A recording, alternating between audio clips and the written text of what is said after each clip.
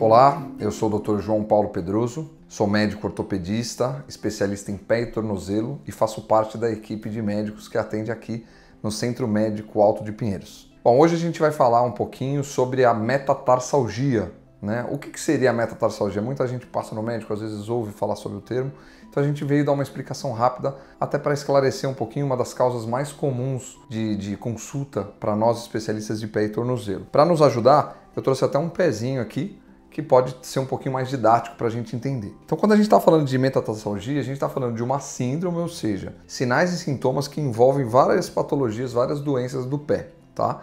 O osso metatarso é esse osso aqui, é o que vem atrás das falanges.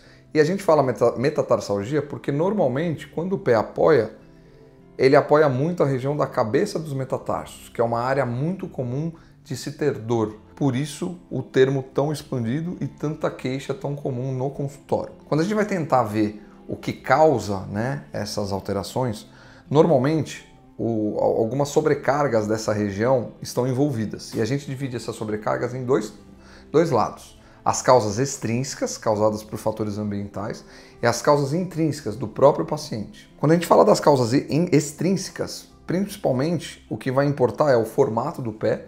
Então, a gente tem um arco plantar. Algumas pessoas têm o arco plantar mais achatado, mais plano, e outros com arco plantar maior.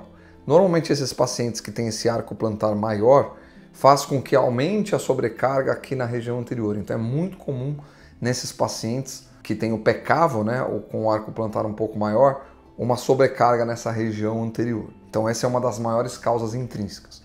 Outra coisa envolvida é o formato dos metatarsos. Eles têm um tamanho ideal e que o ideal é que eles tenham uma combinação harmônica entre eles. Às vezes a alteração do tamanho de um osso para o outro, de maneira não harmônica, também pode aumentar a queixa. Uma terceira causa, agora já falando das causas extrínsecas, a gente tem essa queixa muito comum em corredores. Por quê?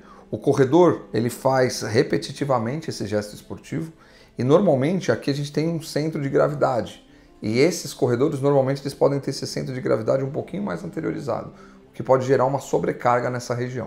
Além dessas causas que a gente já comentou, a gente não pode esquecer de outras três características, né, dessa alteração, que é, primeiro de tudo, é muito comum esse paciente ele ter um encurtamento das cadeias posteriores. E isso inclui toda a parte posterior. A gente tem que lembrar que o corpo humano é uma continuidade. Então envolve a fáscia plantar, que é uma aponeurose, o nome que se dá, que sai aqui da região do calcâneo até a região próxima dos dedos, que a gente chama de região plantar, né? Por isso que a fascite é uma inflamação plantar desta membrana, dessa aponeurose, e uma continuação que a gente tem onde é o tríceps sural, onde algumas alterações podem aparecer, como por exemplo as tendinites de Aquiles, que são bastante comuns para a gente também. Junto disso, é importante a gente lembrar a importância das calosidades, tá? É muito comum esses pacientes que têm a metatarsalgia, eles aparecerem com calosidades. E as calosidades normalmente são centrais, podendo aparecer laterais quando está relacionado a um pé um pouquinho mais plano. Outra coisa importante é o formato do calçado.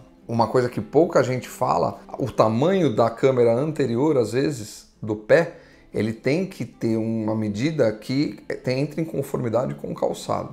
Se a gente tem uma câmera anterior pequena, com um pé um pouco maior, como por exemplo o salto alto, a gente pode estar gerando alterações que biomecanicamente vão alterar essa descarga de peso e gerar dor, gerar descarga, gerar metatarsalgia. Agora, a gente falou que metatarsalgia é o termo sindrômico. Então, quais são os diagnósticos que podem aparecer? Aqui podem aparecer fratura por estresse, bursites, sesamoidite, tudo isso relacionado a dores nessa região, neuromas, quantas pessoas já não ouviram falar do neuroma de Morton, né? Tudo isso são diagnósticos diferenciais de metatarsalgia e por isso que o especialista do pé acaba entrando muitas vezes para diferenciar esse diagnóstico sindrômico e especificar para o tratamento ideal. Então o tratamento finalmente ele vai depender do diagnóstico final, né? Por exemplo, uma fratura de estresse, às vezes a gente precisa ou tirar carga ou alterar o calçado de uma maneira que essa carga fique um pouco mais dividida. A fisioterapia sempre é um braço muito importante e mais importante é uma boa comunicação do médico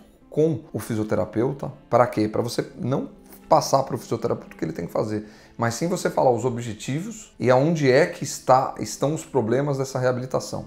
E o feedback do fisioterapeuta para a gente também tem uma mesma importância e ajudam a ter um resultado final muito melhor. Para alguns casos a gente tem as infiltrações de medicações localizadas, hoje muito pautada, a gente tem as infiltrações guiadas por ultrassom, que ajudam com que a gente faça a medicação exatamente onde a gente quer, e a medicação que a gente quer não é para todas as patologias que a gente usa a mesma medicação, e para alguns casos que não melhoram por vários fatores, aí o tratamento é cirúrgico.